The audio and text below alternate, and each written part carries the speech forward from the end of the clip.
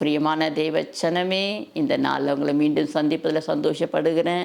இப்பொழுது நாம் தெய்வ வசனத்துக்குள்ளே கடந்து போக போகிறோம். தேவனுடைய வார்த்தையை நாம் உட்கொள்ள போகிறோம். எரேமியா சொன்னது போல ஆண்டுடைய வார்த்தை கிடைத்த உடனே நான் உட்கொள்ளுகிறேன் என்று சொல்லுவார். அதுவும் மகிழ்ச்சியோடு நான் உட்கொள்கிறேன் என்று சொல்லுவார். அதுபோல் நாமும் இந்த நாளில் என் பிரியமான தேவச்சனமே, ஆண்டவர் இந்த நாளுக்கென்று உங்களுக்காக கொடுக்கப்பட்ட இந்த வார்த்தைகளை நீங்கள் சந்தோஷத்தோடு உட்கொள்ளுங்க. அந்த வார்த்தைகள் உங்களுக்கு கிரியை செய்யும், உங்களுக்கு ஆசீர்வாதங்களை கொண்டு வரும். அதற்காக தெரிந்து கொண்ட வேத பகுதி பிரசங்கி அழகா எழுதியிருப்பார். இல்லை என்னன்னா 28 இடத்துல அந்த அழகா எழுதப்பட்டிருப்பார். எல்லாவற்றுக்கும் ஒரு காலம் உண்டு, எல்லாவற்றுக்கும் ஒரு காலம் உண்டு என்று சொல்லி 1-8 வரை நீங்க பார்க்கும்போது எல்லாவற்றுக்கும் ஒரு காலம் உண்டு, இதற்கு ஒரு காலம், அதற்கு ஒரு காலம் என்று எழுதியிருப்பார். நம்ம இதுல ஒரு 2 காலத்தை எடுத்துக்க போகிறோம். தேட ஒரு காலம் உண்டு, காப்பாற்ற ஒரு காலம் உண்டு. எத்தனை 28 வகையான காலம் இருக்கு. அதில் நான் 2 காலத்தை எடுத்து உங்களுக்கு சொல்ல போகிறேன். தேட ஒரு காலம் உண்டு. ஆம் பிரியமான தேவச்சனமே, தேட வேண்டிய காலத்தில் நம்ம தேவனை சரியாக தேட வேண்டும். முழு உள்ளத்தோடு தேட வேண்டும், முழு பலத்தோடு தேட வேண்டும், முழு ஆத்மாவோடு தேட வேண்டும், அதிகால வேலையில் தேட வேண்டும் என்று சொல்லி இப்படி தேடலை குறித்து நம்மளால் அதிக இடத்துல வேதத்தில் வாசிக்க முடியும். பிரியமான நம்ம சரியா தேடனா, தேட வேண்டிய காலம்னு ஒரு காலம் இருக்குது பார்த்தீங்களா? இந்த காலத்தில் நம்ம தேவனை சரியாக தேடனா காப்பாற்ற வேண்டிய காலம்னு ஒன்று இருக்குதுங்க. அதில் அவர் நம்ம காப்பாற்றியே ஆக வேண்டும், வேறு வழியே கிடையாது. அவர் நம்மை காப்பாற்றியே ஆக வேண்டும், நம்மை ஆசீர்வாதித்தே ஆக வேண்டும். பிரியமான தேவச்சனமே, ஏன்னா எல்லாவற்றுக்கும் ஒரு காலம் இருக்குதுன்னு சொல்லி பிரசங்கி அவர் சகலத்தையும் அதினதின் காலத்தில் நேர்த்தியாய் செய்கிறார். அவர் சகலவற்றையும் அதினதின் காலத்தில் நேர்த்தியாக தான் செய்வார்களாம், செய்து முடிக்கிற தகப்பன். நம்ம நினைப்போம், ஐயோ எல்லாவற்றையும் செய்கிற தகப்பன், ஆனால் எனக்கு வயதாகிக்கொண்டே போகிறதே, எனக்கு இன்னும் வேலை கிடைக்கலையே, எனக்கு வயதாகிக்கொண்டே போகிறதே, இன்னும் எனக்கு திருமணம் ஆகலையே, எனக்கு வயதாகிக்கொண்டே போகிறதே, இன்னும் எனக்கு ஒரு குழந்தை பிறக்கலையேன்னு சொல்லி, அப்பா எனக்கு இத்தனை வயசாயிடுச்சு, இன்னும் எனக்கு ஒரு சொந்தமாக வீடு இல்லையே, இப்படி நம்ம நினைக்கிற ஜனங்க தானே. இப்படி நம்ம நினைத்து கொண்டு இருக்கும்போது ஆண்டு சொல்கிறோம், அதிரதின் காலத்தில் நான் நேர்த்தியாக செய்வேன்ப்பா. ஆனால் தேட வேண்டிய காலம்னு ஒன்று இருக்குது பார்த்தீங்களா? அந்த காலத்தில் நம்ம தேவனை தேடினோமா, அதுவும் சரியாக தேடணுமா என்று நம்ம இந்த இடத்துல நம்மை நாமே ஆராய்ந்து பார்க்க வேண்டிய. தேவன் சொல்கிறார், அதிகால வேளையில் என்னை தேடினால் நீ கண்டடைவார். அது மாத்திரமல்ல, நீதிமொழிகள் அழகாக எழுதப்பட்டிருக்கும் பிரியமான தேவச்சனமே. ஏன்னா நீதிமொழிகள் அழகாக எழுதப்பட்ட வார்த்தை, நீங்கள் அதிகால வேளை என்னை தேடுங்க. ஒருவன் என்னை சிநேகித்தால் நான் அவனை சிநேகிப்பேன். நான் சொல்கிறேன், நீ என்னை சிநேகிச்சிருந்தீனா நான் உன்னை சிநேகிப்பேன். சிநேகிதம் மாத்திரமல்ல, நான் உன்னை ஆசீர்வாதிப்பேன், நான் உன்னை கனப்படுத்துவேன், எல்லாவித பொருட்களை நான் உன்னை நிரப்புவேன், களஞ்சியத்தை நிரப்புவேன்னு சொல்லி தேவன் சொல்லுகிறார். என் பிரியமான தேவச்சனமே, யார் ஒருவர் அதிகால வேளையில் இன்னிலிருந்து நீங்கள் இந்த வசனத்தின்படி கர்த்தரை நீங்கள் சோதித்து பார்க்க உங்களுக்கு தைரியம் இருந்தால் நீங்கள் சோதிச்சு பாருங்க. பிரியமான தேவச்சனமே, நீங்கள் சோதிச்சு பாருங்க. ஆனால் தான் சொல்ல, என்னை சோதித்து பாருங்கள் என்று சொல்றாரு. ஒவ்வொரு நாளும் ஒருவேளை 4 மணிக்கோ 5 மணிக்கோ, அதுக்கு பின்னாடி எழுறதெல்லாம் அதிகாலை கிடையாதுங்க. இன்னும் சொல்லப்போனால் 3 மணிக்கு 4 மணிக்கெல்லாம் நீங்கள் தேவனை தேடி பாருங்களேன். 1 மணி நேரம் 3லிருந்து 4 வரையும் வச்சுக்கோங்க, இல்லை 4லிருந்து 5 வரையும் வச்சுக்கோங்க. இப்படி இந்த 1 மணி நேரத்தை நீங்கள் தேவனோடு கூட செலவிட்டு பாருங்க. அதிகால வேளையில் தேடுங்க, துதிங்க, செபிங்க, வேதத்தை வாசிங்க. மற்றவர்களுக்காக இந்த 1 மணி நேரத்தில் உங்களால் என்னென்ன செய்ய முடியுமோ அதையெல்லாம் நீங்கள் செய்து தேவனோடு கூட உறவாடுங்க. அப்பொழுது கர்த்தர் உங்களை ஆசீர்வதிப்பார். ஏன்னா அவர் சொல்லுகிறார், நான் உங்கள் களஞ்சியங்களை நிரப்புவேன், நான் உங்களை கனப்படுத்துவேன், நான் உங்களை உயர்த்துவேன் என்று சொல்லி நீதிமொழிகளில் 8வது 17வது வார்த்தையில் அழகாக எழுதப்பட்டிருக்கும். என் பிரியமான தேவச்சனமே, என்னை சிநேகிகளை நான் சிநேகிக்கிறேன், அதிகாலையில் என்னை தேடுகிறவர்கள் என்னை கண்டடைவார்கள். முதலாவது நீங்க தேடினீங்கன்னா முதலாவது கண்டடை. தேவனை கண்டடைஞ்சாதானே நம்மளுடைய பிரச்சனைலாம் அவர்கிட்ட சொல்லவே முடியும். அப்போ முதலாவது நம்ம தேட ஒரு காலம் இருக்கு இல்லைங்களா? அந்த தேட வேண்டிய காலத்தில் நம்ம சரியாக தேவனை தேடணும். ஏனோ தானோன்னு தேடிட்டு நாடு தேடணும்னு சொன்னால் அதுக்கு பதில் கிடைக்காது. என் பிரியமான தேவச்சனமே, முதலாவது நாம் அதிகால வேளையில் தேவனை தேடும்போது சரியாக தேடுகிறோமா, நாம் தேவனை மாத்திரம்தான் தேடுகிறோமா என்று பார்க்க வேண்டும். ஐஸ்வர்யமும் கனமும் நிலையான பொருளும் நீதியும் என்னிடத்தில் உண்டு. அவர் என்னென்ன கொடுக்கிறாருன்னு பாருங்க, அவர்கிட்ட என்னென்ன இருக்குன்னு பாருங்க. ஐஸ்வர்யம் அவர்கிட்ட தான் இருக்கான், கனமும் அவர்கிட்ட தான் இருக்கான், நிலையான பொருளும் இருக்கான், நீதியும் அவரிடத்துல தான் இருக்கலாம். அப்போ நம்ம அவரிடத்துக்கு போய் அவரை தேடி அவரை சிநேகிக்கும் பொழுது அவர் இவையெல்லாம் நமக்கு தருவேன்னு சொல்றார். பொன்னையும் தங்கத்தை பார்க்கலாம் என் பலன் நல்லது, சுத்த வெள்ளியை பார்க்கலாம் என் வருமானம் நல்லது. நான் உங்களுக்கு கொடுக்குற அந்த வருமானம் நல்லதா இருக்கும், அது ஆசீர்வாதிக்கப்பட்டு இருக்கும், வீணான செலவுக்கு போகாது என்று தேவன் சொல்லுகிறார். என்னை சிநேகிக்கிறவர்கள் மெய்ப்பொருளை சுதந்திரிக்கும்படி அவருடைய களஞ்சியங்களை நான் நிரப்புவேன். யார் வீட்டில் இன்னைக்கு வறுமை இருக்குதோ அவர்கள் அதிகால வேலையில் தேவனை தேடுங்க. தேடும்பொழுது இந்த வசனத்தை மேலே கை வச்சு சொல்லி சொல்லி ஜெபிச்சு பாருங்க. உங்க வீடு ஆசீர்வாதிக்கப்படும். உங்க வீட்டு தரித்திரங்கள் எல்லாம் மாறி போகும். அந்த சூழ்நிலை மாறி போகும். நீங்க மற்றவர்களுக்கு கொடுக்கிற அளவுக்கு தேவன் உங்களை ஆசீர்வாதிப்பார். வேத வசனம் ஒருபோதும் பொய் சொல்லாது. நாம் வேணா பொய் சொல்லலாம், நம்ம வேணா மாற்றி பேசலாம். பிரியமான தேவச்சனமே, வசனம் ஒருபோதும் பொய் சொல்லாது. அதிகால வேலை தேடுங்க. தேவனை தேடும்போது கண்டடைவீங்க. கண்டடையும் போது உங்களுக்கு கனமும் நிலையான பொருளும் ஐஸ்வர்யத்தின் தேவன் கொடுப்பேன் என்று சொல்லியிருக்கார். ஐஸ்வர்யத்தை தேவன்றவங்க நீங்க இந்த அளவுக்கு தேவனை தேடி பாருங்க. ஹல்லேலூயா. தேட ஒரு காலம் உண்டு, அப்ப காப்பாற்ற ஒரு காலம் இருக்கு இல்லைங்களா? தேவனை தேட வேண்டிய காலத்தில் நம்ம சரியா தேடும்போது தேவன் நம்மை காப்பாற்ற வேண்டிய காலத்தில் அவர் காப்பாற்றுவோம். ஏன்னா தேவன் நம்மை காப்பாற்றியே தீரணும். அவர் அதுதான் சொல்றார், நீ எந்த அளவுக்கு தேடியோ அந்த அளவுக்கு நான் உன்னை ஆசீர்வாதிப்பேன், உயர்த்துவேன்னு சொல்லுகிறார்.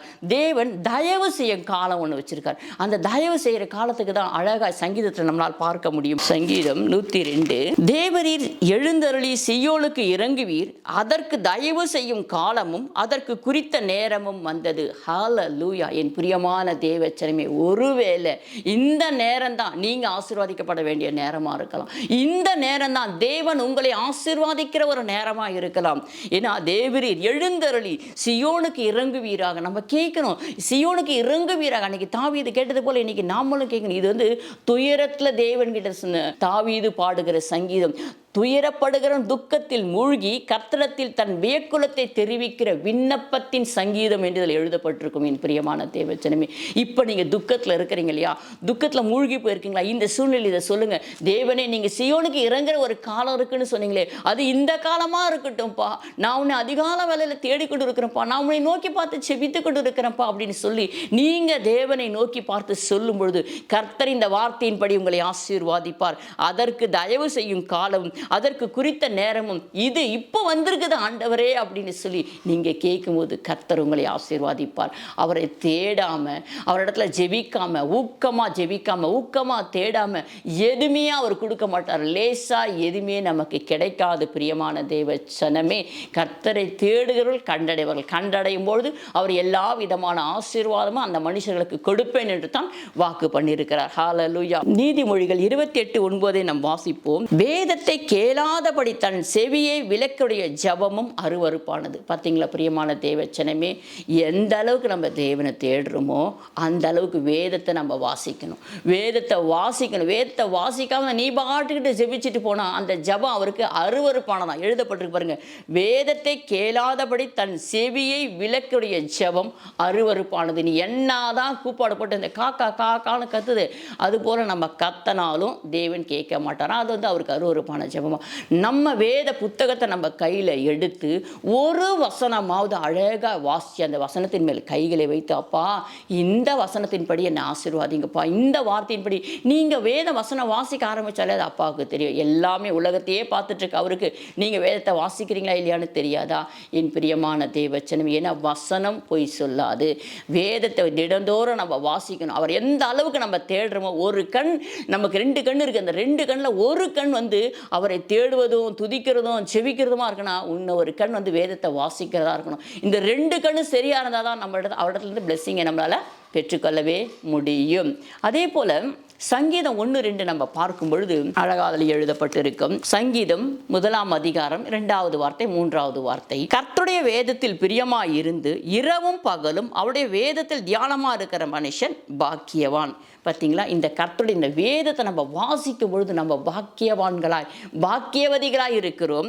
அடுத்தது, அவன் நீர்க்கால் ஓரமாய் நடப்பட்டு தன் காலத்தில் தன் கனியை தந்து இலை உதிரா இருக்கிற மரத்தை போல் இருப்பான். அவன் செய்வதெல்லாம் வாய்க்கும். அப்ப நீங்க செய்யறதெல்லாம் வாய்க்கணும், நீங்க செய்யறதெல்லாம் ஆசீர்வாதிக்கப்படணும் அப்படின்னு சொன்னா நீங்க வேத புத்தகத்தை எடுத்து வாசிச்சு பாருங்க, அவரை தேடி பாருங்க. எந்த அளவுக்கு தேடுறோமோ அந்த அளவுக்கு வேதத்தையும் வாசிங்க. அப்படி நீங்க 2 சரியா இருக்கும் பொழுது கர்த்தாவே நீங்க ஆண்டவர் சொல்றார், நீ செய்வதெல்லாம் வாய்க்கும். அந்த ஒரு வேலையா இருந்தாலும் சரி, வீடு கட்டுறதா இருந்தாலும் சரி, இல்ல திருமண காரியத்துக்காக நீங்க பிள்ளையை தேடுகிறதா இருந்தாலும் சரி, என் பிரியமான தேவச்சனமே, நீங்க எதை செய்தாலும் அதை கர்த்தர் ஆசீர்வாதம் ஆசீர்வாதிப்பேன், வாய்க்க செய்வேன் என்று சொல்லி இந்த இடத்துல நமக்கு வாக்கு பண்ணுகிறார். என் பிரியமான தேவ ஜனமே, ஹalleluya. ஒரு நிமிஷம் யோசிச்சு பாருங்க. அப்ப நம்ம கிட்ட தானே குறை இருக்குது, அப்பா கிட்ட குறை இருக்குதா? நம்ம தானே இன்னும் வேத சரியானபடி வாசிக்காம இருக்கிறோம், ஜெபிக்காம இருக்கிறோம், தேடாம இருக்கிறோம். அதை எல்லா குறையும் நம்ம கிட்ட வச்சுக்கிட்டு நம்ம அப்பாவுக்கு குறை சொல்ல முடியுமா? என் பிரியமான தேவ ஜனமே, அதிகால வேளையில எழுங்க, சத்தமா பாடுங்க, அவரை துதிங்க, வேதத்தை வாசிங்க. இது மாத்திரம் நீங்க செஞ்சுக்கிட்டு நாள்தோறும் சரியா இப்படி போய்கிட்டே இருங்க. கர்த்தர் நீங்க செய்வதெல்லாம் வாய்க்க செய்வேன்னு சொல்லி வாக்கு பண்ணுகிறார். ஹalleluya. ஏசாயா 58ஆம் அதிகாரம் 11வது வார்த்தையை வாசிப்போம். கர்த்தர் நித்தமும் உன்னை நடத்தி மகா வறட்சியான காலங்களில் உன் ஆத்துமாவை திருப்தியாக்கி உன் எலும்புகளை நினமுள்ளதாக்குவார். நீர் நீர்ப்பாய்ச்சலான தோட்டத்தைப் போலவும் வற்றாத நீரூற்றை போலவும் இருப்பாய். ஹalleluya. எப்படி தேவன் உங்களை ஆசீர்வாதிப்பேன் இதை கொடுத்துருக்கார் பார்த்தீங்களா? ஆசீர்வாதமான வார்த்தையெல்லாம் எழுதி கொடுத்துருக்கார். அது வேத புத்தகத்தில் இருக்குது. எல்லாமே நம்ம எடுத்து வாசித்து அப்பா கிட்ட கேட்கும் பொழுது பெற்றுக்கொள்ள முடியும். அவர் சொல்றார் பாருங்க, கர்த்தர் நித்தமும் உன்னை நடத்துவாராம். நித்தமும் நடத்துவேன்னு சொன்ன தேவன் நிச்சயமாய் நடத்துவார். முதிர் வயது வரை உங்களை விட்டு கொடுக்காம அவர் நடத்த வல்லவர். ஆனால் சரியான ஒரு முழுமையான ஆசீர்வாதம் கிடைக்கலாம், அதுக்கு நம்ம தான் காரணம். என் பிரியமான தேவ ஜனமே, ஆத்துமாக்களை எல்லாம் திருப்தி ஆக்குவாருங்களாம், உன் எலும்புகள் எல்லாம் நினமுள்ளதாக்குவாருங்களாம். நீ நீர்ப்பாய்ச்சலான தோட்டத்தை போல வற்றாத நீரூற்றை போல இருப்பாய். நீ அநேக பேருக்கு பிரயோஜனம் உள்ள மகனாய் நான் இருக்க செய்வேன் என்று சொல்லி தேவன் இந்த இடத்துல வாக்கு கொடுக்கிறார். என் பிரியமான தேவ ஜனமே, ஒருபோதும் மறந்து போகாதீங்க. இந்த வாக்குத்தத்த வசனங்கள் 4 வார்த்தை 5 வார்த்தை தான். இந்த வசனத்தை நீங்க உறுதியாய் பிடித்துக்கொண்டு இதை மாத்திரமே ஒரு மாதம் அளவுக்கு நீங்க பிடித்துக்கொண்டு, அப்பா இந்த வார்த்தையின்படி என்னை ஆசீர்வாதிங்கப்பான்னு வேத புத்தகத்தை கையில் எடுத்து வச்சு அது மேலே வைத்து ஜெபம் பண்ணுங்க. பிரியமான தேவ ஜனமே, அப்பா முகத்தை பார்க்கிறோம் அல்ல, உள்ளத்தை பார்க்கிறோம். நம்முடைய உள்ளம் எப்படி இருக்குதுன்னு சொல்லி அதை பார்த்து நம்மை ஆசீர்வதிக்கிறார். உள்ளத்தை தண்ணீர் அப்படியே உங்களுக்கு தண்ணீரை போல ஊற்றுங்க. அவர் சமூகத்தில் தேடுங்க, அவரோடு கூட வாசம் பண்ணுங்க. அவர் உங்களுடைய களஞ்சியங்களை நிரப்பி வைப்பார், ஆசீர்வாதிப்பார். நம்ம இடத்துல ஜெபம் குறையும் பொழுது நம்ம வீட்டில் இருக்க தேவைகள் எல்லாம் நம்ம போட்டு நெருக்கும். நம்முடைய தேவைகள், உபதிரங்கள், எந்த காரியத்தை நம்ம கையெடுத்தாலும் அந்த காரியங்கள் நடக்காமல் இருக்கும்.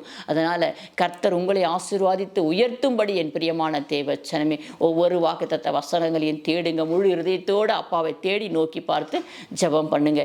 இப்பொழுது நாம் ஜெபிப்போம். ஹalleluya. மக்கு ஸ்தோத்திரப்பா. பரலோகத்தில் வாசம் பண்ணும் எங்கள் பரம தகப்பனே, மக்கு ஸ்தோத்திரப்பா. கர்த்தர் நல்லவர் என்பதை நாங்கள் ருசித்து அப்பா, இன்றையிலிருந்து நாங்கள் இன்னும் அதிக நேரம் ஜெபிக்க, அதிக நேரம் உம்மை தேட அப்பா, எங்களுக்கு நல்ல சரீரத்துக்கு பலனை, ஆரோக்கியத்தை, சௌக்கியத்தை கொடுங்க ஆண்டவரே. மக்கு ஸ்தோத்திரப்பா. உம்மோடு கூட உறவாடுகிற பாக்கியத்தை கொடுங்கப்பா எங்களுக்கு. அப்பா, உம்முடைய வாக்குத்தத்த வசனங்கள் எங்க தலை மேல இருக்கட்டும் ஆண்டவரே, எங்க பிள்ளைங்க மேல இருக்கட்டும் சுவாமி. அப்பா, நீர் எங்களையும் எங்கள் குடும்பத்தையும் எங்கள் பிள்ளைகளையும் ஆசீர்வாதிங்க தகப்பனே. மக்கு ஸ்தோத்திரப்பா. யாரெல்லாம் இப்படி செபித்து கேட்கிறார்களோ அந்த பிள்ளைகளை நீர் ஆசீர்வாதிக்கும்படி தகப்பனே, உமது ஊழியக்காரியாகிய நான் உம்மிடத்துல விண்ணப்பிக்கிறேன் ஆண்டவரே. உம்முடைய பிள்ளைகளை ஆசீர்வாதிங்க, மேன்மைப்படுத்துங்க தகப்பனே. இயேசு கிறிஸ்து இன்ப நாமத்தினால ஜெபிக்கிறோம் எங்கள் ஜீவன நல்ல பிதாவே, ஆமென். நமக்கு ஸ்தோத்திரப்பா, ஸ்தோத்திரம்.